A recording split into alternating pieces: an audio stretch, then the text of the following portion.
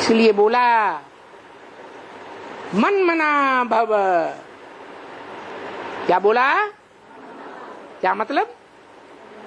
मेरे मन में समा जा। कौन सी आत्मा ने बोला है? शिव को तो मन होता ही नहीं, वो क्यों बोलेगा मेरे मन में समा जा या मेरे दिल में समा जा?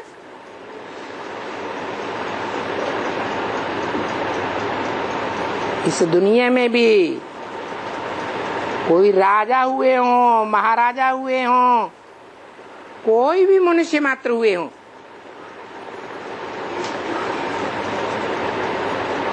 उनका दिल आखिरी जीवन में अपने बड़े बच्चे की ओर जाता है। सारा दिल किसको दे देते हैं? बड़े बच्चे को दे देते। माता को भी नहीं देते, क्योंकि माता भी अपना सब कुछ किसको अर्पण कर देती है? बड़े बच्चे को अर्पण कर देती। तो ये परंपरा कहाँ से शुरू हुई? संगम युग से शुरू हुई।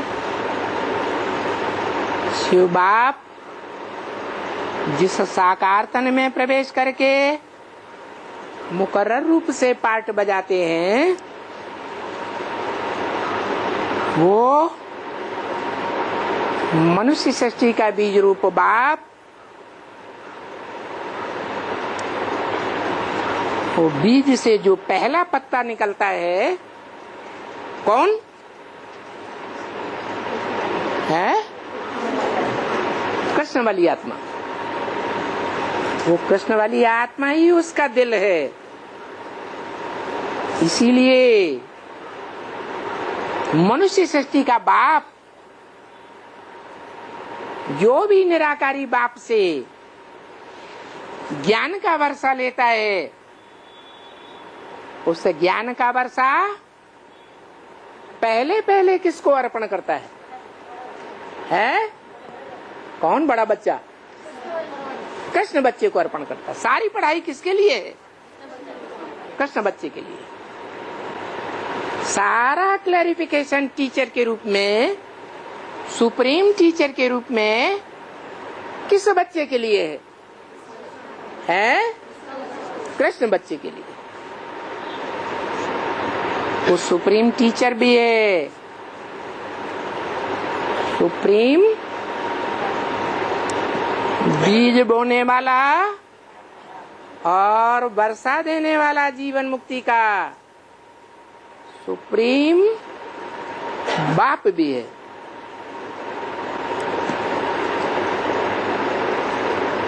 ज्ञान का वर्षा देने वाला है या जीवन मुक्ति का वर्षा देने वाला है?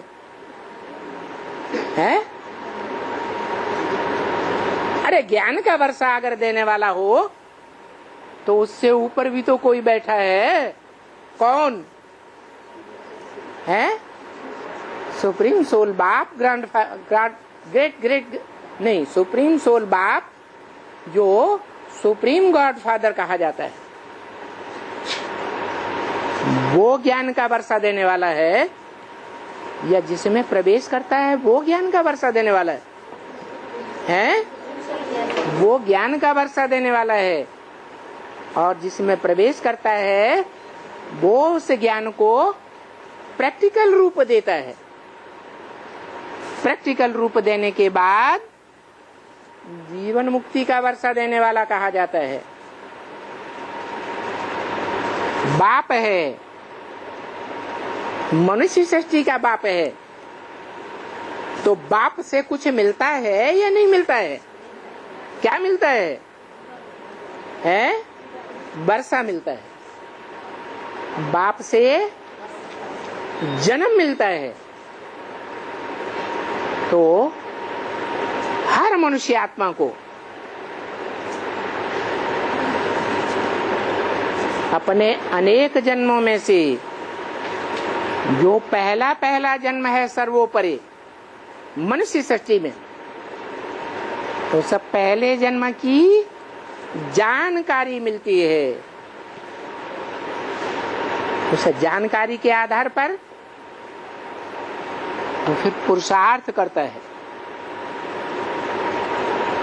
कि हमें ये पद मिलने वाला है। जैसे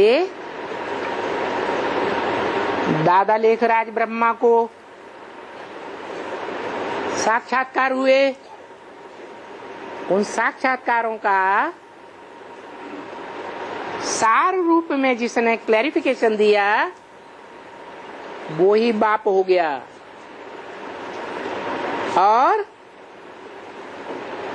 प्रैक्टिकल जीवन में उन साक्षात्कारों को अनुभव किसने किया?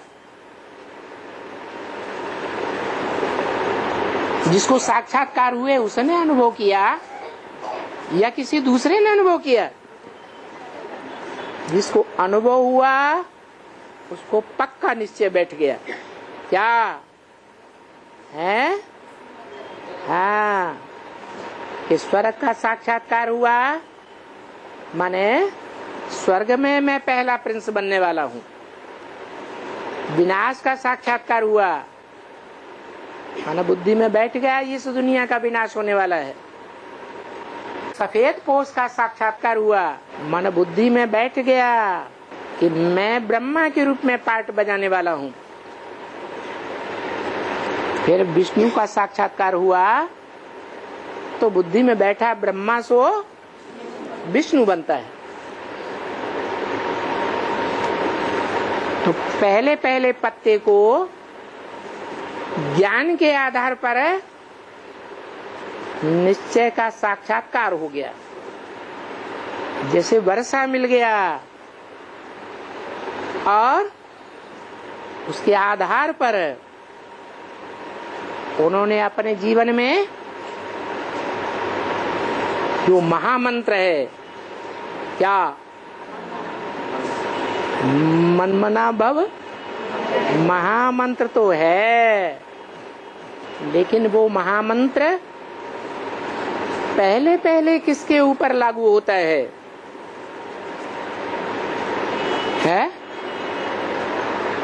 मेरे मन में समा जा।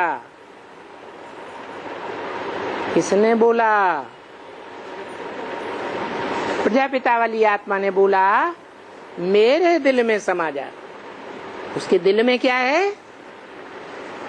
नई सृष्टि, नई सतो प्रधान सृष्टि का आरंभ करना,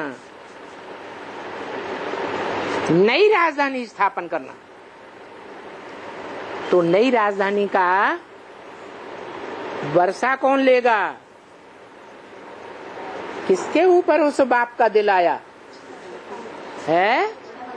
बड़ा बच्चा है, पहला पत्ता सृष्टि रूपी वृक्ष का, वो ही दिल हो गया। इसलिए बताया इस मन मना भव के मंत्र को प्रैक्टिकल जीवन में जो ब्रह्मा की तरह फॉलो करेगा वो ही ऊंचे से ऊंचा देवता बनेगा। क्या विशेष क्या पुरुषार्थ करना है? कौन सी धारणा का पुरुषार्थ करना है? सहनशीलता का। सहनशीलता से ही नई दुनिया की राजधानी स्थापन होगी। अगर सहन नहीं किया, सामना करना शुरू कर दिया तो राजधानी में नहीं आ सकेंगे। कहाँ सामना करना है, कहाँ सहन करना है, ये भी परखना है। जो ज्ञान सूर्य के परिवार वाले हैं, मनुष्य सृष्टि की जो उत्तम से उत्तम पीढ़ी है, उत्तम से उत्तम राजधानी है, जहां माला रूपी संगठन बनता है, एक के स्नेह के धागे में पिरोया हुआ मणकों का संगठन। उस परिवार के भांतियों को पहचानना और उनके प्रति सहनशीलता को धारण करना, चाहे वो छोटे बच्चे हैं चाहे वो बड़े बच्चे हैं, उन परिवार के भांतियों के बीच सहनशील बनना है। और जो परिवार के भांति नहीं है, दूसरे धर्मों में कन्वर्ट होने वाले हैं, उनके प्रति सामना करने वाला, महाकाली का रूप धारण करना, विकराल रूप धारण करना,